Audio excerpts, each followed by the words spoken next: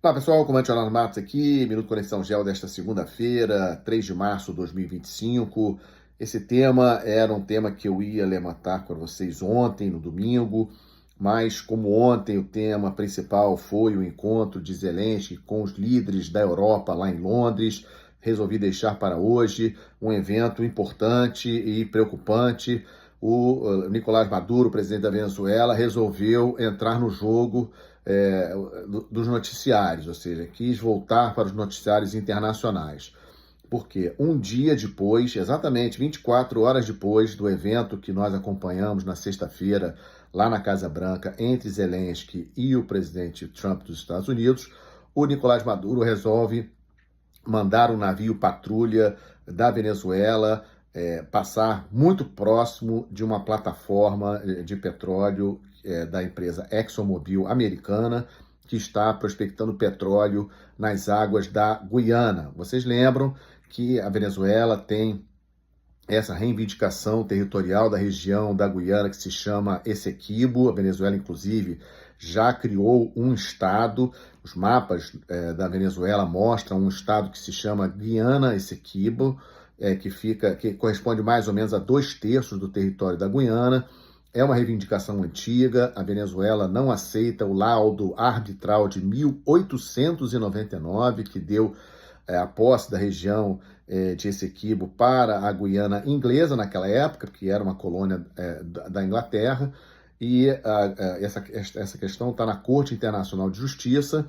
A Guiana já vem nos últimos anos retirando petróleo das suas águas, e parte desse petróleo é extraído de águas que correspondem às águas, à zona econômica exclusiva dessa região do Essequibo, ou seja, defrontando essa região que a Venezuela diz que é da Venezuela e está para ser julgada na Corte Internacional de Justiça. Só que, pelas regras do jogo, até a Corte Internacional de Justiça contrariar o laudo arbitral de 1899, aquela região toda, a região do Essequibo, é da Guiana e, obviamente, então, as suas águas territoriais, ou seja, zona econômica exclusiva, zona contígua e mar territorial, pertencem à Guiana. Ou seja, legalmente, nenhum problema da Guiana seguir explorando petróleo naquela região. A presença do navio de guerra da Venezuela ali foi somente para sair a foto que compartilhei aí com vocês, ou seja, para trazer novamente a questão novamente para as manchetes dos jornais, mas não deu tanto ibope na mídia internacional. O Departamento de Estado dos Estados Unidos, na verdade, o setor do Departamento de Estado dos Estados Unidos, que é o Ministério de Relações Exteriores dos Estados Unidos, elaborou uma nota em protesto, ameaçando a Venezuela sobre isso. Depois, o secretário-geral da Organização dos Estados Americanos também postou na sua rede social repudiando a ação da Venezuela. E, obviamente, antes disso tudo, né, o presidente da Guiana fez um protesto formal e postou também nas suas redes sociais a reclamação pelo ato da Venezuela de mandar um navio de guerra tão próximo de uma plataforma de petróleo em operação em águas venezuelanas. Mas em termos assim, de grande repercussão, não teve repercussão ontem, também não teve repercussão hoje, mas eu não gostaria de deixar passar isso para vocês, porque acho um assunto sério.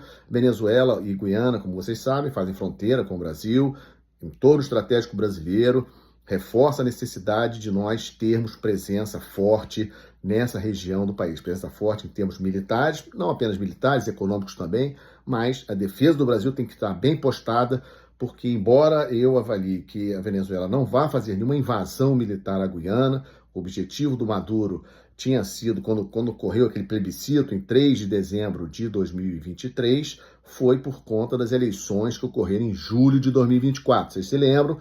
28 de julho de 2024, eleições gerais na Venezuela, uma vitória bastante contestada do Nicolás Maduro.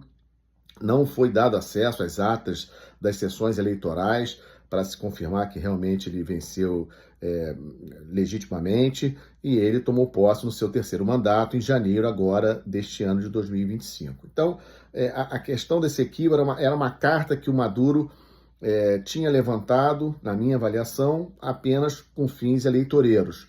A eleição já passou, ele já tomou posse no seu terceiro mandato, só que resolveu, digamos assim, tumultuar e enviou esse navio patrulha ali próximo da plataforma de petróleo dos Estados Unidos.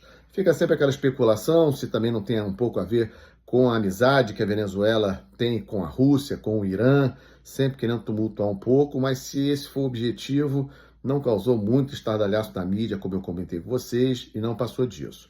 Outro tema que estou acompanhando, questão do Oriente Médio, aquela questão frágil do cessar-fogo. A primeira fase do cessar-fogo entre Israel e Hamas já terminou, como eu já falei para vocês.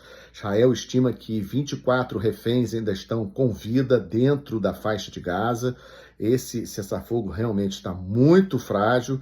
Israel ontem interrompeu a entrada de ajuda humanitária na faixa de Gaza e de ontem para hoje ficou toda uma expectativa de que Israel pudesse até voltar a atacar o Hamas dentro da faixa de Gaza. Isso ainda não aconteceu, mas eu realmente estou de olho nessa situação porque pode acontecer a qualquer momento. E amanhã, terça-feira, haverá aquela reunião que eu comentei com vocês, lá no Egito, lá no Cairo, da Liga Árabe para discutir a questão de Gaza. E, a princípio, a proposta do Egito será de criar digamos assim, um governo formado por países árabes para administrar a faixa de Gaza, desarmar o Hamas e reconstruir a faixa de Gaza, sem expulsar os 2 milhões de palestinos que estão lá. Mas essa reunião acontecerá amanhã, terça-feira, lá no Cairo, estamos de olho. Amanhã também, hoje, o presidente Trump confirmou que vai mesmo aplicar 25% de tarifas de todos os produtos importados do Canadá e do México. Isso já afetou a Bolsa de Valores dos Estados Unidos hoje e há uma expectativa aí global em relação a essa política de tarifas do presidente Trump, que eu já falei na semana passada que discordo, acho uma política inflacionária, isso não vai levar à reindustrialização rápida dos Estados Unidos, não é assim que acontece.